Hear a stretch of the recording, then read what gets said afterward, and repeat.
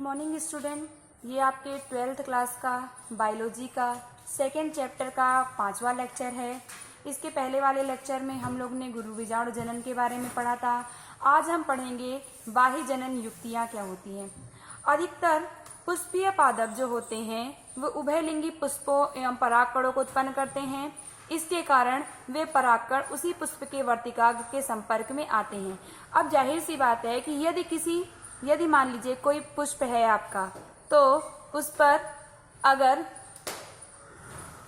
आपका नर भाग और मादा भाग दोनों ही उपस्थित होंगे तो उसमें क्या होगा, स्वपरागण हो सकता है, क्योंकि स्त्री केसर पुंकेसर आपस में मिलके परागण की प्रक्रिया कर लेंगे। ठीक है ना। तो जो स्वपरागण को रोकने के लिए बाह्य जनन युक्तियां अपनाई जाती हैं। बाह्य जनन युक्तियां, ठीक है ना। तो बाह्य जनन युक्तियां क्या हैं कि अधिकतर पुष्पीय पादप उभयलिंगी पुष्पों एवं परागकणों को उत्पन्न करते हैं। इसके कारण वे परागकण उसी पुष्प के वर्तिकाग्र के संपर्क में आते हैं तथा इसमें स्वयुग्मन द्वारा प्रजनन हो जाता है। मैंने आप लोग को बताया था स्वयुग्मन, पर परागण क्या होता है। पर परागण एक पुष्प हो, दूसरे पौधा हो, ठीक है ना। स्वपरागण क्या था कि उसी पुष्प के मतलब वर्तिकाग्र हो और पुंकेसर हो, तो वो भी तो इसके जब पुष्प उभयलिंगी होगा तो स्त्री केसर पुंकेसर दोनों ही उपस्थित होंगे उस पे, जिसके कारण क्या होगा, आपस में यहीं पर क्या होगा, संयुग्मन हो जाएगा।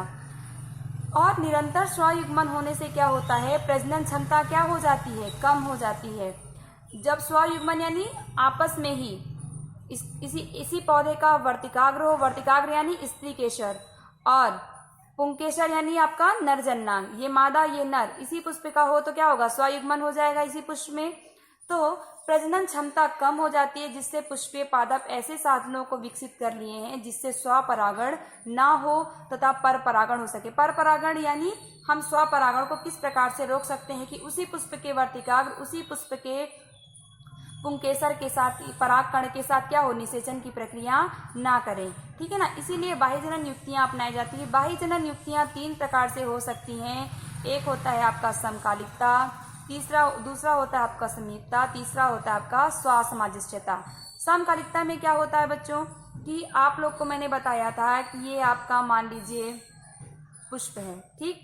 पुष्प का ये आपका भाग वर्तिकाग्र है, ये वाला भाग आपका वर्तिका है और ये वाला भाग आपका क्या है, अंडाशय है, ठीक। तो यहाँ पर जो परागकण होते हैं, यहाँ पर परागकोश परागकण, यहाँ पर जब परागकण आते हैं तो यहाँ पर आकर अंदर यहाँ पर जो अंडाशय होता है, यहाँ पे मादा युग्मक बनती है, ये आपका नर युग्मक है। नर युग्मक अंदर आता है आपका, मादा से मिलता है, ठीक है ना। यहाँ पर नर युग्मक परागकण जो है ये मादा के वर्तिकाग्र पर पहुंचते हैं, अंकुरित होते हैं। तो इस प्रकार से क्या होती है, निषेचन की प्रक्रिया होती है, ठीक है ना। तो समकालिकता में क्या होता है कि समकालिकता में जब परागकण मुक्त होते हैं तो वर्तिकाग्र समय ग्राही नहीं होता है, और जब वर्तिकाग्र ग्राही हो तो उस समय परागकण मुक्त नहीं होता है। इस तरह स्वयुग्मन की प्रक्रिया रुक जाती है। स्वयुग्मन की प्रक्रिया कैसे रुकी कि जब परागकण मान लो मुक्त हुआ तो ये आपका वर्तिकाग्र है, तो वर्तिकाग्र ने इसको ग्रहण नहीं किया। जब वर्तिकाग्र ने इसको परागकण को ग्रहण किया ही नहीं तो निषेचन की प्रक्रिया हुई नहीं, क्योंकि परागकण अंदर आया नहीं, तो स्वयुग्मन को इस प्रकार से रोक चुके। दूसरी बात, जब मान लो कि वर्तिकाग्र परागकण को ग्रहण करना चाहती है और तब परागकण ही क्या हुए, मुक्त नहीं हुए, यानी नर युग्मक और मादा युग्मक आपस में मिले ही नहीं, तो इस प्रकार से क्या हुआ, हम स्वयुग्मन की प्रक्रिया को रोक सकते हैं। दूसरा है आपका समीपता। समीपता में क्या होता है बच्चों कि इसमें पुंकेसर तथा स्त्री केसर क्या होते हैं, दूर दूर व्यवस्थित होते हैं, जिससे स्वयुग्मन नहीं हो पाता है। जो पौधे के पुंकेसर यानी आपका नर युग्मक, स्त्री केसर यानी आपका मादा युग्मक, मादा युग्मक नर युग्मक इतने दूर दूर होते हैं कि उनमें स्वयुग्मन हो पाता नहीं है। तीसरा है आपका स्वसामंजस्यता। इसमें क्या होता है, इसमें परागकण वर्तिकाग्र पर अंकुरित नहीं हो पाते हैं, जिसके कारण स्वयुग्मन नहीं होता। जाहिर सी बात है कि मैंने बताया कि ये आपका वर्तिकाग्र है, ठीक। यहाँ पे परागकण आते हैं, जब तक परागकण अंकुरित नहीं होंगे तब तक क्या होंगे, वो अंडाशय के अंदर जाएंगे नहीं, और जब तक परागकण अंडाशय के अंदर जाएंगे नहीं तब तक निषेचन की प्रक्रिया होगी नहीं। इस प्रकार से इसके कारण भी स्वयुग्मन नहीं हो पाता है। यानी जो बाह्य जनन युक्तियां हैं कुल प्रकार से स्वयुग्मन को रोकने के लिए क्या होती हैं, बनाई गई हैं। और स्वयुग्मन क्या होता है कि एक ही पुष्प के नर भाग और मादा भाग क्या हो आपस में मिलकर निषेचन की प्रक्रिया कर लें। तो निषेचन स्वयुग्मन को किस प्रकार से रोका जाए वो बाह्य जनन युक्तियां कहलाती हैं। चलिए नेक्स्ट है आपका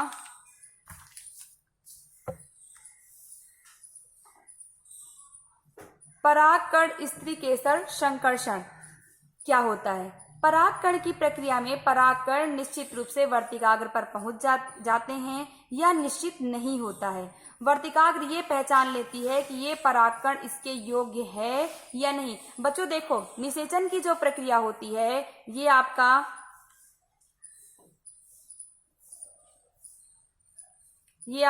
बीजांड हो गया, ये आपका वर्तिकाग्र, ये आपका वर्तिका, ये आपका अंडाशय।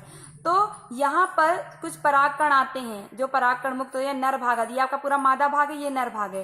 तो वर्तिकाग्र सभी परागकणों को अंदर नहीं लेती है। वर्तिकाग्र ये देखती है, मादा ये देखती है कि ये नर युग्मक हमारे लायक है, ये परागकण हमारे योग्य है या नहीं। उन्हीं को क्या करती है अंदर स्वीकार कर लेती है और यही प्रक्रिया आपकी परागकण स्त्री केसर संकर्षण कहलाती है। चलिए एक बार फिर से देखते हैं कि परागकण की प्रक्रिया में परागकण निश्चित रूप से वर्तिकाग्र पर पहुंच जाएं या निश्चित नहीं होता है। वर्तिकाग्र ये पहचान लेती है कि ये परागकण इसके योग्य है या नहीं। जो परागकण योग्य होता है यानी जो परागकण इस वर्तिकाग्र के योग्य होगा उसी को क्या करेगी स्वीकार करेगी, बाकी दूसरे परागकणों को क्या करेगी अस्वीकार करेगी। योग्य परागकण वर्तिकाग्र पर पहुंचकर पराग नलिका का निर्माण करते और अंडाशय में क्या होते हैं पहुंच जाते हैं। जो आपके परागकण होते हैं डायरेक्ट ऐसे नहीं पहुंचते हैं। परागकण के अंदर क्या होता है पराग नलिका का क्या होता है निर्माण होता है।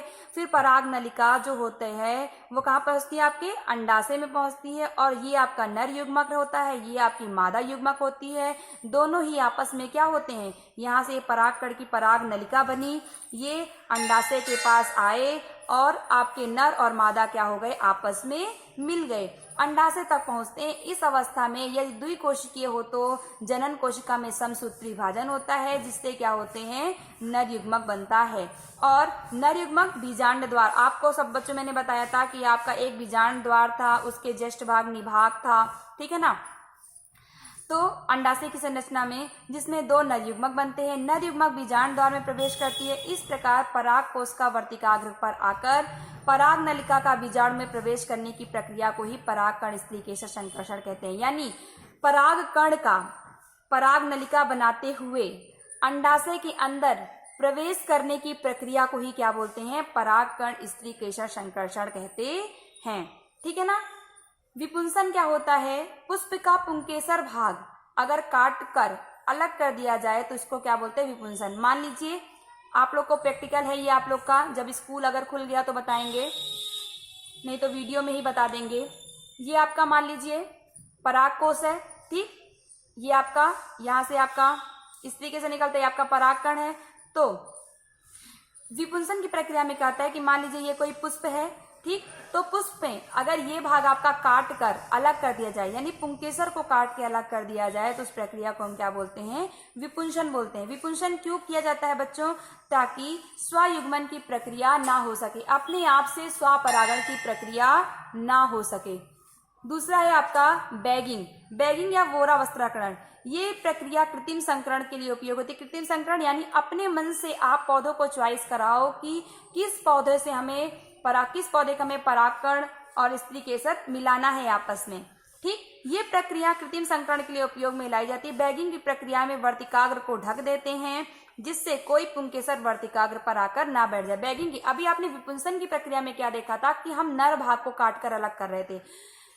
वोरा वस्त्राकरण में बैगिंग की प्रक्रिया में क्या देख रहे हैं कि जो आपके पौधे का वर्तिकाग्र है, जो आपके पुष्प का वर्तिकाग्र है यानी जो मादा युग्मक का भाग है उसको थैली से क्या होते हैं हम ढक देते हैं। जब हम इसको थैली से ढक देंगे तो इस पे कोई भी परागकण आकर बैठ पाएंगे नहीं, यानी इसमें अपने आप से परागण की घटना होगी नहीं। क्यों नहीं होगी, क्योंकि जब हम इसको थैली से ढक देंगे तो इसमें कोई भी परागकण आकर मिलेंगे नहीं।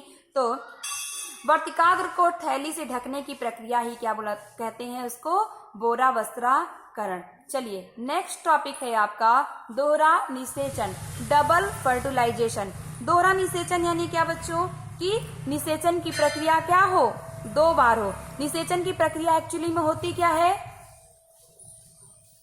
निषेचन की प्रक्रिया क्या होती है कि नर और मादा आपस में मिलकर युग्मनज का निर्माण करते हैं, तो यही प्रक्रिया क्या होती है आपकी निषेचन की प्रक्रिया। निषेचन की प्रक्रिया यानी नर और मादा आपस में मिलकर युग्मनज का निर्माण करते हैं, तो वो आपकी होती है निषेचन की प्रक्रिया। अब निषेचन की प्रक्रिया 2 बार होती है, इसलिए इसको हम क्या बोलते हैं, दोहरा निषेचन। जितने भी आवृतबीजी पौधे होते हैं उनमें लगभग क्या होता है, दोहरा निषेचन पाया जाता है।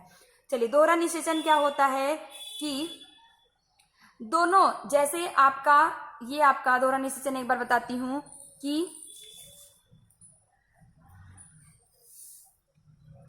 ये आपका कोई पुष्प है, ठीक, पुष्प का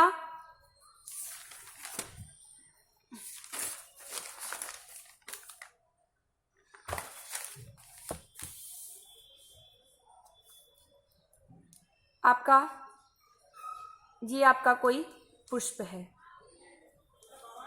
ठीक।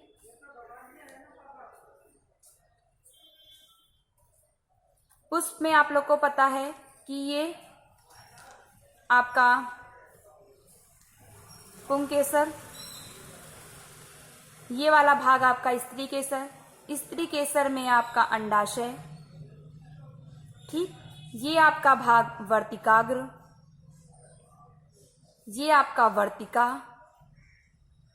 और ये वाला भाग आपका अंडाशय या फिर बीजांड, ठीक। इसी में क्या होते हैं, मादा युग्मक होते हैं। इसमें क्या होते हैं, आपके परागकण होते हैं। इसमें क्या होता है कि जब परागकण परिपक्व हो जाते हैं, तो जब परागकण, तो परागकोश क्या होता है, फट जाता है। परागकोश जब फट जाता है तो उस पर क्या होते हैं, वर्तिकाग्र पर परागकण क्या होते हैं, आकर बैठ जाते हैं।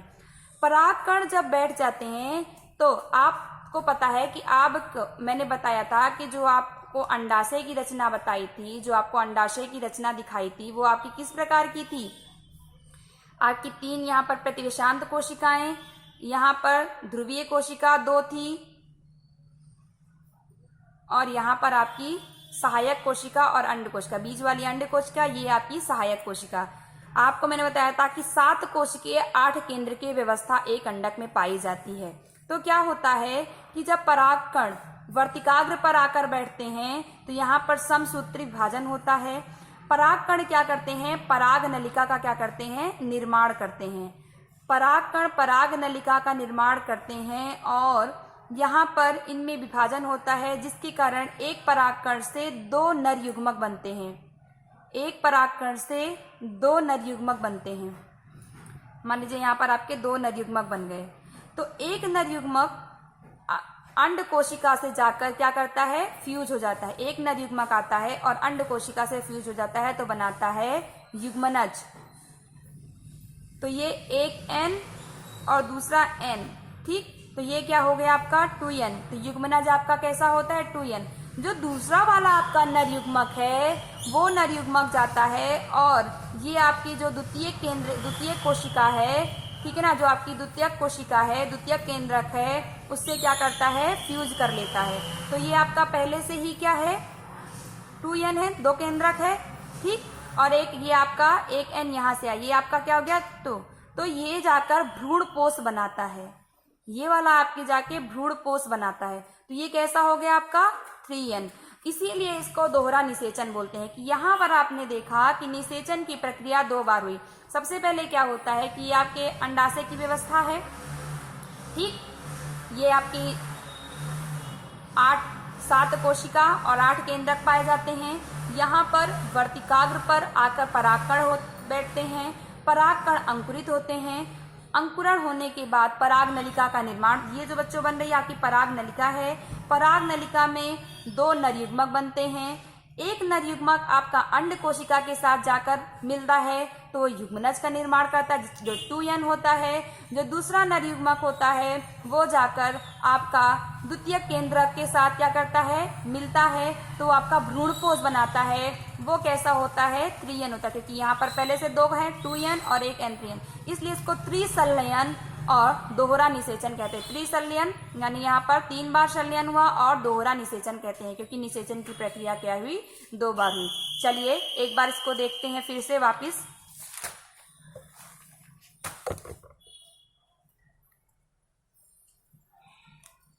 भ्रूणपोष दोहरा निषेचन, यहाँ से पराग नलिका दोनों मेल गैमीट तंतुवत अंड कोशिका में प्रवेश करते हैं। ये जो आपका यहाँ पर था, यहाँ पे 2 नर युग्मक बन जाते हैं, एक नर युग्मक बन गए, तो एक अंड कोशिका से जाकर मिलते हैं। तो अंड कोशिका से मिलने के बाद वो क्या बनाते हैं, युग्मनज बनाते हैं। ठीक, ये 2n कैसे हुआ, क्योंकि इसका n और इसका n आपस में मिला और 2n बना। दूसरा, और यहाँ पर आपको मैंने पहले बता दिया कि 3n कैसे है, 2n है और एक मिला n, तो 3n हो गया। दोनों नर युग्मक तंतुवत अंड कोशिका में प्रवेश करते हैं। दोनों ही सहायक कोशिकाएं, जो आसपास की कोशिकाएं, वो अवभ्रष्ट हो जाती हैं और भ्रूणपोष में चली जाती हैं और युग्मनज का क्या होता है, निर्माण हो जाता है। यानी जब नर और मादा आपस में मिलते हैं तो आपको पता है कि युग्मनज का क्या होता है, निर्माण हो जाता है। इस प्रकार जो दूसरा मेल गैमीट होता है, जो दूसरा वाला, 2 नर थे ना, तो दूसरा जो नर होता है वो क्या होता है, ध्रुवीय कोशिका के साथ जाकर क्या होता है, जुड़ जाता है और इस प्रकार द्विगुणित हो जाता है। यानी 3n कैसे हो जाता है मैंने आपको बता दिया। और इस रचना को हम प्राथमिक भ्रूणपोष केंद्रक कहते हैं, या फिर इसको हम भ्रूणपोष भी कह सकते हैं, लेकिन इस रचना को हम पेन, प्राइमरी एंडोस्पर्म न्यूक्लियस, प्राथमिक भ्रूणपोष केंद्र कहते हैं। और ये बना भ्रूणपोष, भ्रूणपोष यानी नाम से स्पष्ट है, भ्रूण को पोषण देना, ठीक है ना। ये बना भ्रूणपोष भ्रूण को पोषण देता है और युग्मनज से क्या होता है, भ्रूण बनता है। और प्राथमिक भ्रूणपोष केंद्रक से भ्रूणपोष क्या होता है, बन जाता है। अतः इसे त्रिशल्यन भी कहते हैं। त्रिशल्यन, इसको क्या बोलते हैं, त्रिशल्यन, क्योंकि ये 3n होता है। ठीक, चूंकि भ्रूणपोष में 2 प्रकार का संलयन हो रहा है, इसलिए इस परिघटना को हम क्या बोलते हैं, दोहरा निषेचन कहते हैं। एक बार फिर से देख लीजिए कि दोहरा निषेचन क्या है। कि फर्स्ट फर्टिलाइजेशन में बच्चों क्या हो रहा है कि मेल गैमीट जो आपका नर युग्मक है वो एग सेल के साथ फ्यूज हो रहा है, तो जाइगोट बना रहा है, जिससे भ्रूण का निर्माण हो जाता है। सेकेंड फर्टिलाइजेशन मीन्स दूसरे निषेचन में क्या हो रहा है कि जो आपका मेल गैमीट है वो सेकेंडरी न्यूक्लियस, द्वितीय ध्रुवीय केंद्रक के साथ क्या हो रहा है, फ्यूज करता है और भ्रूण पोष का निर्माण करता है, जो भ्रूण को पोषण देने का कार्य करता है। ये आपका दोहरा निषेचन। आज के लिए बस इतना ही। अगले टॉपिक में हम आपको भ्रूणपोष के प्रकार के बारे में बताएंगे। Thank you.